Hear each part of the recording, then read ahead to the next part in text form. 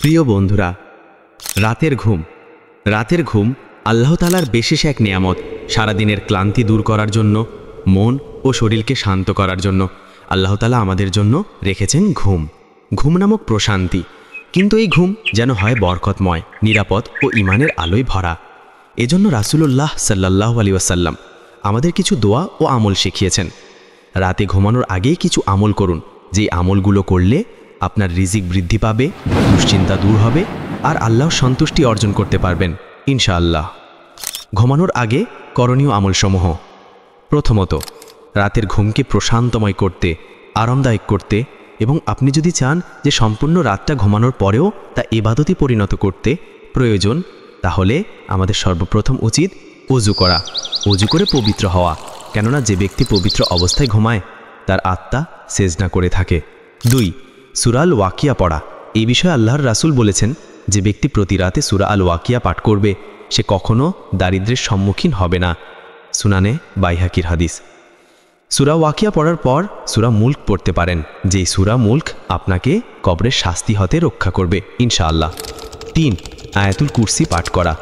সূরা আল বাকারা আয়াত নম্বর 155।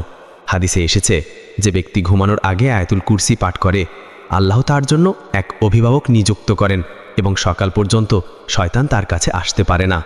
সহিহুল বুখারী। এবং রিজিকের নিরাপত্তা, জান মালের বরকত ও প্রশান্তি নিয়ে আসে এই আয়াতুল কুরসি। 4. সূরা আল ইখলাস, সূরা আল ফালাক, সূরা আন নাস পাঠ করা। নবী সাল্লাল্লাহু আলাইহি ওয়াসাল্লাম প্রতি রাতে এই 3 সূরা পাঠ করে নিজের উপর ফুঁ দিতেন এবং পুরো শরীরে মুছতেন। সহিহুল বুখারীর হাদিস। এই আমলে রিজিকের সুরক্ষা, দুশ্চিন্তা ও নজর থেকে রক্ষা পাওয়া যায়। 5. নিয়মিত তাসবিহ পাঠ করা।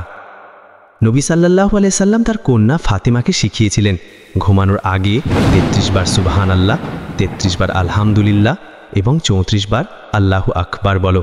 সহিহুল বুখারী ও মুসলিমের হাদিস। এতে নিঃসন্দেহে রিজিক, শক্তি ও মানসিক শান্তি আসে আলহামদুলিল্লাহ।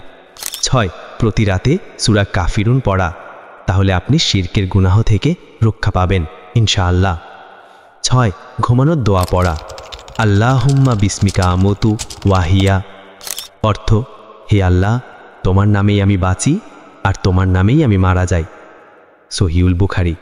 এই আমলগুলো করার পরেও আরও অতিরিক্ত কিছু আমল রয়েছে, চাইলে আপনি করতে পারেন। যেমন রাতে ইস্তিগফার বেশি বেশি বলা, ঘুমানোর আগে দরুদ শরীফ পড়া, সবচেয়ে ভালো ও উত্তম দরুদে ইব্রাহিম পাঠ করা, 2 রাকাত নফল সালাত পড়ে দোয়া করা। প্রিয় ভাই ও বোন, রাতে ঘুমানোর আগে এই অল্প কিছু আমল নিয়মিত করলে আল্লাহ তাআলা ইনশাআল্লাহ আপনার জীবনের রিজিকের বরকত, মনের প্রশান্তি ও দুশ্চিন্তা থেকে মুক্তি দান করবেন। এই আমলগুলো শুধু রিজিকের জন্য নয়, বরং আল্লাহ তাআলার স্মরণে জীবন কাটানোর এক সুন্দর অভ্যাস করে তোলে এবং দুনিয়া ও আখিরাতে সফলতার চাবিকাঠি হিসাবে কাজ করে। যে ব্যক্তি রাতে ঘুমানোর আগে আল্লাহ তাআলাকে স্মরণ করে তার রাত হয় শান্তিময় আর সকাল হয় বরকতময়। তাই প্রতিদিনের শেষে মোবাইলের দিকে নয়, সোশ্যাল মিডিয়ায় সময় নষ্ট না করে প্রতিদিন কুরআনের দিকে মন দিন। ঘুমানোর আগে কয়েক মিনিট সময় দিন আপনার রবের জন্য, তাহলেই আপনি অনুভব করবেন রিজিক, স্বস্তি ও সুখ সব কিছু আল্লাহর দিক থেকেই আসছে। হে আল্লাহ, আমাদের হালাল, প্রশস্ত ও বরকতময়, শান্তিময় রিজিক জীবন দান করুন। আমিন।